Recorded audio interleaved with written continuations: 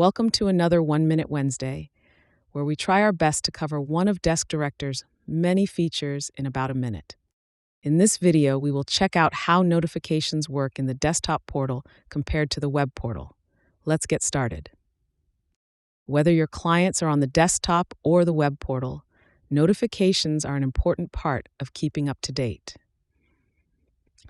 They do work a little differently depending on what portal they're coming from, though. The web portal must remain open in your browser to receive notifications, as they are delivered through the browser itself. This means that if you navigate away from the web window, you will not see the notifications. But on the other hand, the desktop portal sends notifications through the Windows notification system, so as long as the portal is running, you will see the notification pop up on your screen. That is all for today's 1 Minute Wednesday. Notifications are an important feature, whether it be in the desktop or the web portal. Be sure to understand the differences. Thanks for watching.